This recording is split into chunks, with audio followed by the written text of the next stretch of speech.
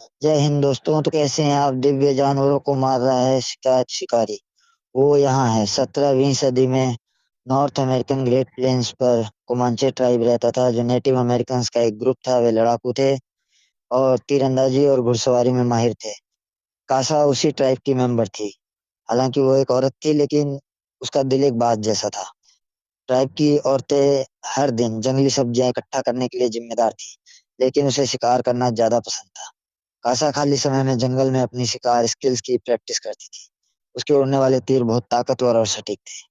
जब उसने जंगल में एक सफेद पूंछ वाला हिरन देखा, तो कासा तुरंत उसकी तरफ खींची चली गई। इस हिरन का शिकार करने के लिए कासा ने अपने कुत्ते से उस पर हमला करने में मदद ली। लेकिन जैसे ही वो हमला करने वाली थी, आसमान से एक आवाज आई और सफेद पूंछ वाला हिरन चौंक गया। कासा ने उसका पीछा किया, उसे पकड़ने का पक्का इरादा किया और मौके का फायदा उठाया। कासा ने एक उड़ने वाला ट्रैप बनाया, लेकिन बदकिस्मती से वो थोड़ा छोटा था। जब कैसा को होश आया, तो उसने पाया कि उसका कुत्ता उसमें फंसा हुआ है। उसे समझ नहीं आया कि ये क्या है, लेकिन शुक्र है कि उसने कुत्ते को आजाद कर दिया। जैसे ही वो कंफ्यूज हो रही थी, आसमान में एक अजीब चीज ने उसका ध्यान खींचा। दौड़कर उसने देखा कि आसमान में आग की लपटें गरज रही हैं। कैसा ने अपने भाई डार्क को इसके बारे में बताया और कहा कि उसने थंडरबर्ड का एक संकेत देखा है। कैसा ने कहा कि वो ट्रायल के लिए तैयार है, लेकिन डार्क को ऐसा नहीं लगा। आखिर उन्हें अपने जानवरों का शिकार करना ही था। प्रेडेटर को जमीन पर भेजने के बाद स्पेसशिप पृथ्वी से चला गया और उसका ट्रायल वहीं से शुरू होगा। कबीले में वापस आकर कैसा अपनी माँ के लिए दिन भर का शिकार लेकर आई। वो न सिर्फ शिकार करने में माहिर थी, बल्कि उसने अपनी माँ से कुछ दवाएं भी सीखी थी। हालांकि उसकी माँ नहीं चाहती थी कि वो शिकारी बने। उसे लगता था कि उसकी बेटी सिर्फ जंगली सब्जियां खोद रही है। बच्चे सबसे अच्छा कर सकते हैं। जिद्दी कासा ने समझौता करने से मना कर दिया। तभी डार्क आ गया और माँ और बेटी के बीच का तनाव दूर हो गया। फिर कासा ने अपनी माँ की जड़ी बूटियां इकट्ठा करने में मदद की, जो एक थकाने वाला और बोरिंग काम था। इस बीच उसका कबीला एक शेर का शिकार कर रहा था। अचानक ये खबर सुनकर कासा तुरंत चौंक गई। कबीला जंगल में शिकार के निशान ढूंढने लगा। अचानक एक आवाज ने उनके पीछे के आदमियों को अलर्ट कर दिया और कासा तुरंत बाहर भागी। डार्क ने ये देखकर जल्दी से कुछ अच्छे शब्द कहे। डार्क को शर्मिंदा होने से बचाने के लिए कासा ने शेर का शिकार करने का फैसला किया। हालांकि जब वे आगे बढ़ रहे थे, तो जंगल में शिकारी भी एक्टिव थे। एक निशान का पीछा करते हुए उन्हें खून का निशान मिला। यकीनन ज्यादा दूर नहीं, कासा को उसका घायल साथी मिल गया। घाव साफ तौर पर शेर के पंजों का था। कासा ने जल्दी से अपने साथी के घाव पर जड़ी बूटियों से इलाज किया, जबकि दूसरों ने एक स्ट्रेचर बनाया। पलक झपकते ही रात हो गई। वह शिकार जारी रखना चाहता था, लेकिन कासा ने अपनी चिंता जाहिर की। शेर ने उस आदमी को क्यों नहीं मारा? ऐसा लग रहा था कि किसी चीज ने शेर को डरा दिया था, जिससे वो अपनी मान से निकल गया। डार्क ने इस पर ज्यादा ध्यान नहीं दिया, यह मानकर कि ये सिर्फ एक शेर था। कासा और कबीले के लोग घायल आदमी को पहाड़ से नीचे ले गए, लेकिन आधे रास्ते में उसने कुछ अजीब चीज देखी। एक चमड़ी उधेड़ी हुई सांप। कासा तुरंत चौकन्ना हो गया। जमीन पर पैरों के निशान बता रहे थे कि जानवर बहुत बड़ा था। हालांकि कबीले के लोगों ने सोचा कि ये सिर्फ एक भालू है और उन्हें अपना सफर जारी रखना चाहिए।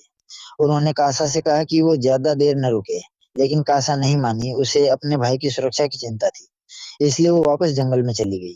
हालांकि जब वे चल रहे थे, तो उसका साथी अचानक गायब हो गया। कासा तुरंत टेंशन में आ गई। वो एक पेड़ के पास गई, जहां डार्क ने उसे ये कहते हुए नीचे खींच लिया कि शेर पास में है। कासा ने जल्दी से अपने भाई को बताया कि उसे क्या मिला है, लेकिन वे शेर को पकड़ने में बिजी थे। डार्क ने अपनी बहन की बातों पर ध्यान नहीं दिया। कासा ने सोचा कि वे शेर को लुभाने के लिए चारा इस्तेमाल कर सकते हैं और उसके अपने पास आने का इंतजार कर सकते हैं। हालांकि उसके साथी का मानना था कि एक सच्चे शिकारी को पहल करनी चाहिए। जैसे ही दोनों सहमत नहीं हुए, डार्क ने पहले अपनी बहन का तरीका आजमाने का फैसला किया। चारा जमीन पर रखने के बाद कासा और उसका साथी एक पेड़ पर चढ़ गए। छोटे भाई ने कासा को डराने की कोशिश की, ये कहकर कि शेर उसका मांस फाड़ देगा और उसकी हड्डियां कुचल देगा। अगले ही पल कासा चौंक गई। इससे पहले कि वो कुछ कर पाती, शेर ने उसके साथी को मार डाला और पेड़ पर कूद गया। कासा ने अपना भाला उठाया और शेर का सामना किया। वो अब घिर गई थी। तभी अंधेरे से एक दहाड़ की वजह से कासा का पैर फिसल गया और वो गिर गई। जब कासा जागी, तो उसका भाई उसे पहले ही घर ले जा चुका था। दूसरी ओर डार्क पीछा जारी रखने के लिए जंगल में लौट आया। जब कासा अभी भी अपने भाई के बारे में परेशान थी, तब डार्क पहले ही शेर को कबीले में वापस ले जा चुका था। उसकी बहादुरी को मुखिया ने पसंद किया। सब लोग इकट्ठा हो गए और योद्धा की तारीफ करने लगे। इससे पास खड़ी कासा को बहुत जलन हुई। हालांकि उसे विश्वास था कि जंगल में कुछ और भी है और उसे उम्मीद थी कि उसका भाई इसे गंभीरता से लेगा। लेकिन डार्क नहीं माना। कासा हार मानने को तैयार नहीं थी। अपने भाई की मदद के बिना भी उसने खोजने के लिए जंगल लौटने का फैसला किया। दूसरी तरफ डार्क को लगा कि उसकी बहन बस फ्रस्ट्रेशन में ये बातें कह रही है। अगले दिन कासा लड़कियों की सुबह सुबह की बातचीत से एक्साइटेड हो गया। सबको जंगली सब्जियां खोदने जाते देखकर कासा और भी नाराज हो गया। वो अपना दिन गाजर खोदने और बच्चे पैदा करने में नहीं बिताना चाहती थी। एक सच्चा शिकारी बनने के लिए कासा ने चुपके से अकेले ही शिकार पूरा करने का तय किया। जंगल में जाने के बाद कासा ने प्रेडेटर के निशान ढूंढने शुरू किए। एक पेड़ के ठूंठ के सामने उसे खून के चमकीले धब्बे मिले। जमीन पर पड़े पैरों के निशान देखकर कासा ने अंदाजा लगाया कि वो जीव बहुत बड़ा रहा होगा। उसी समय एक भेड़िए ने अपना शिकार देखा, लेकिन उसकी हरकतों पर प्रेडेटर ने पहले ही नजर रख ली थी। जैसे ही भेड़िया कामयाब होने वाला था, प्रेडेटर ने उसका शिकार छीन लिया। गुस्सा होकर ओवर कॉन्फिडेंट भेड़िए ने झपट्टा मारा और नतीजा जैसा सोचा था वैसा ही हुआ। प्रेडेटर ने भेड़िए की खाल नोच ली और उसके पंजे काट दिए। इस बीच शिकार को आसान बनाने के लिए कासा ने अपनी कुल्हाड़ी में एक रस्सी बांध दी, जिससे उसकी फेंकने वाली कुल्हाड़ियों को चलने के लिए ज्यादा जगह मिल गई। दूसरी तरफ शिकारी ने भेड़िए का सिर अपनी ट्रॉफी बना लिया, लेकिन एक कुत्ते के भौंकने की आवाज ने उसका बचा। फिर उसने चुपके से छिपने की कोशिश शुरू कर दी। फिर कासा को घास के मैदान में मरे हुए मवेशियों का एक झुंड मिला, जिनमें से हर एक की खाल उतारी गई थी। क्या शिकारी जिम्मेदार था? चौकस कासा ने एक शिकार देखा। ऐसा लग रहा था कि पास में शिकारियों का एक और ग्रुप था। इसके तुरंत बाद शिकारी को नदी के किनारे कासा के पैरों के निशान मिले। कासा आने वाले खतरे से अनजान अचानक एक पेड़ पर चाकू के निशान देखती है। जैसे ही वह जांच करने वाली थी, वो एक दलदल में धंस गई और फंस कर काइसा कुछ देर तक भाग नहीं सकी। शिकारी ने चट्टानी उभार तक उसका पीछा किया। काइसा ने अपनी फेंकने वाली कुल्हाड़ी से पैर जमाने की कोशिश की और कामयाब रही, लेकिन कुल्हाड़ी एक ही झटके में टूट गई। जैसे ही काइसा डूबने वाली थी, एक आखिरी कुल्हाड़ी ने उसे बचा लिया। मौत से बचने के बाद काइसा ने आखिरकार फिर कुत्ता वापस आया और काइसा को नदी के किनारे एक ग्रिजली भालू के पास ले गया। उसके चेहरे पर घाव देखकर लग रहा था कि ये शिकारी के साथ उसकी लड़ाई का था। काइसा ने अपना धनुष निकाला, लेकिन हिचकिचाई। अचानक धनुष की डोरी टूट गई, जिससे ग्रिजली भालू उसकी ओर खींचा चला आया। काइसा ने जल्दी से धनुष की डोरी वापस बांधी और जैसे ही भालू झपटने वाला था, कुत्ते ने अपना गुस्सा निकाला।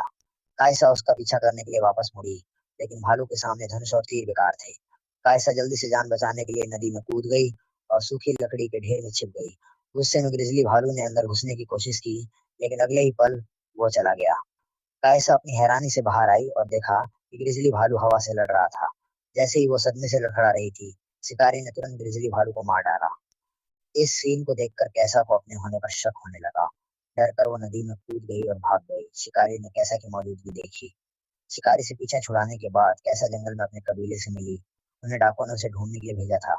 डाकू रास्ते के दूसरे छोर पर था। कैसा ने अपने साथियों को उस राक्षस के बारे में बताया जो उसने देखा था, लेकिन उन्होंने उस पर यकीन नहीं किया। जिद्दी कैसा ने जाने की कोशिश की, लेकिन उसके साथियों ने उसे रोक दिया। लड़ाई शुरू हो गई। कैसा ने वापस लड़ने की कोशिश की, लेकिन उसका कमजोर शरीर काबू में नहीं था। उन्हें पता नहीं था कि शिकारी ने पूरा सीन देखा था। एक ताकतवर शिकार देखकर शिकारी ने जाहिर तौर पर मौका नहीं छोड़ा। उसने ध्यान खींचने के लिए एक छोटे जानवर का इस्तेमाल किया और शिकारी ने ये देखकर उसे एक ही बार में मार डाला। कैसा ने शुक्रिया अदा किया। उसकी चिंताएं जानवरों को उनकी ओर भागने किसने दिया। वो जवान आदमी बेपरवाह था और अपने शिकार को उठाने के लिए आगे बढ़ा। अगले ही पल 3 लाल डॉट्स उस पर आकर टिक गए। वो जवान आदमी कंफ्यूज लग रहा था, लेकिन फिर प्रेडेटर ने उसका शिकार किया। प्रेडेटर के अपने साथी को मारने से सब लोग तुरंत घबरा गए। सब घबरा गए थे। तभी सबने देखा कि प्रेडेटर अपनी तलवार निकाल रहा है। एक ही बार में प्रेडेटर का चोगा टूट गया, जिससे उसका आधा पारदर्शी रूप दिखाई देने लगा। एक जवान आदमी ने उसे चुनौती देने की कोशिश की, लेकिन वो तुरंत दूर जा गिरा। कायसा जल्दी से चाकू लेने अपने साथी के पास गई। जैसे वो रस्सियां खोलने की कोशिश कर रही थी, प्रेडेटर ने उसकी आंखों के सामने ही एक और साथी को मार डाला। फिर प्रेडेटर ने तेजी से एक और को मार डाला। कायसा जानती थी कि उसका कोई मुकाबला नहीं है और वो तुरंत मुड़कर भाग गई। अपनी जान बचाने के लिए भागने के बाद झाड़ियों में उसका सामना अपने साथी से हुआ। उसके कहने पर दोनों ने उसका इंतजार करने का फैसला किया, खरगोश का इंतजार करते हुए। लेकिन प्रेडेटर के लिए उनकी हरकतें पूरी तरह से सामने आ गई थी। फिर छोटा भाई रोशनी से लॉक हो गया। कोई और रास्ता न होने पर दोनों भाग गए। हालांकि छोटा भाई जो पीछे रह गया था जल्दी मारा गया। कासा जंगल में भागी, लेकिन एक जाल में फंस गई। प्रेडेटर ने जमीन से एक चेन उठाई, वो बहुत अच्छी लग रही थी। तभी कासा के पीछे कॉलोनी बनाने वालों का एक ग्रुप आ गया। कासा बेहोश हो गई और उसे वापस उनके कैंप में ले जाया गया।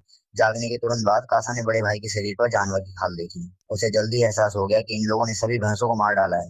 बड़े भाई ने एक ट्रांसलेटर ढूंढा और उससे पूछताछ की। ट्रांसलेटर ने उसे खून के चमकीले धब्बे दिखाए।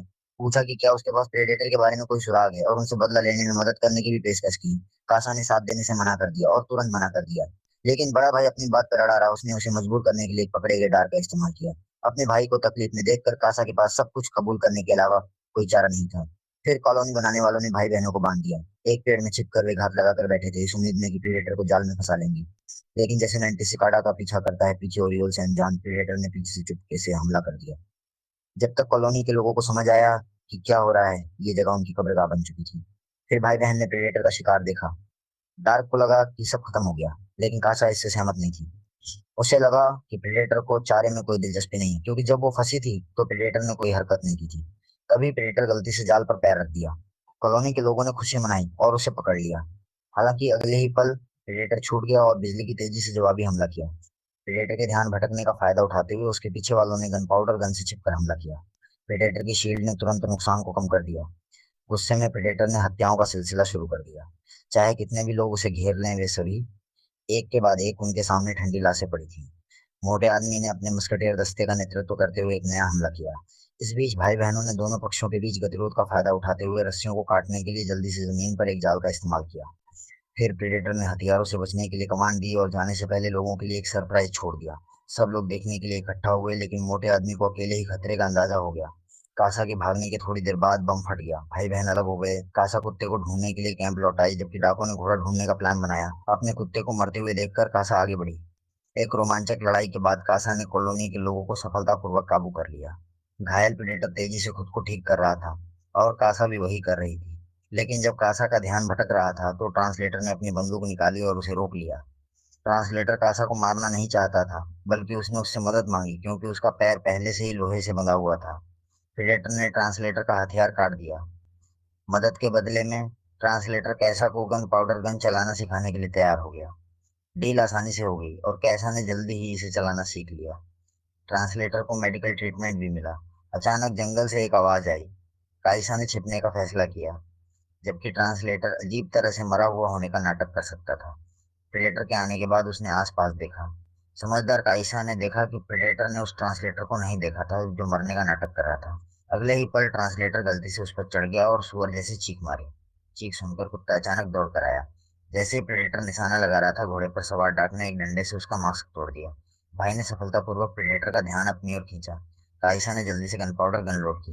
जब काइसा ने गोली चलाई तो गन पाउडर गन नहीं चली। चालाकी से उसने एक चीख मारी, जिससे प्रेडेटर का ध्यान भटक गया। डार्क ने सफलतापूर्वक उस पर हमला कर दिया, लेकिन ये छोटी सी चोट प्रेडेटर के लिए कुछ भी नहीं थी। योद्धा के लिए ये बच्चों का खेल था। भाई बहन जवाबी हमला करने ही वाले थे कि प्रेडेटर ने अपना स्टेल्थ एक्टिवेट कर दिया। लेकिन पलक झपकते ही डार्क प्रेडेटर के हाथों मारा गया। अपनी बहन को भागने देने के लिए डार्क ने प्रेडेटर को उलझाने के लिए अपनी आखिरी ताकत का इस्तेमाल किया। नदी के किनारे दुखी और व्याकुल कासा शोक से अभिभूत थी। शांत होने के बाद उसने मोटे आदमी को खोजा। कासा उसे अपनी फ्लिंटलॉक पिस्तौल से मारना चाहती थी, लेकिन एक पल के लिए हिचकिचाई। उसे एक विचार आया। मोटे आदमी को बेहोश करने के बाद कासा ने प्रेडेटर के हथियार का इस्तेमाल करके उसका पैर काट दिया।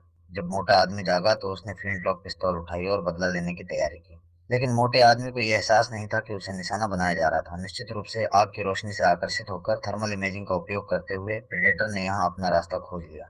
कासा ने अपने शरीर के तापमान को कम करने के लिए खुद को पानी में भिगोकर प्रेडेटर की पहचान से सफलतापूर्वक बच निकली। कैसा ने ऊपर से फिर हमला किया, लेकिन प्रेडेटर ने उसे दूर फेंक दिया।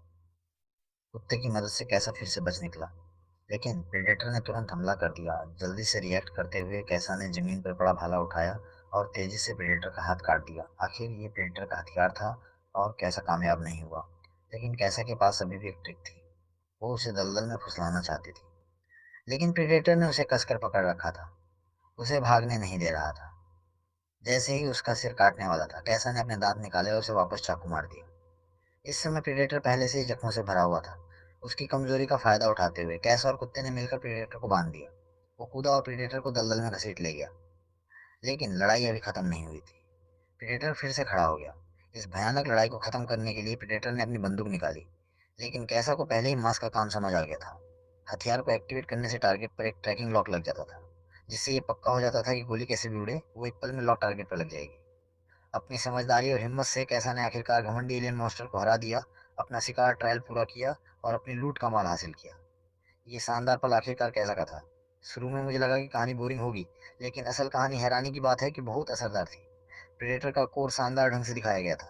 शिकारी और शिकार के बीच रोल में बदलाव ने ड्रामेटिक असर को ज़्यादा से ज़्यादा किया। और प्रेडेटर का शिकार का रोमांच पुराना और जंगली था, जिसमें आर्मर प्रोटेक्शन कम और पावर का ज़्यादा दिखावा था। तो आपको ये प्रेडेटर मूवी कैसी लगी? इस एपिसोड के लिए बस इतना ही। देखने के लिए धन्यवाद। अगली बार मिलते हैं।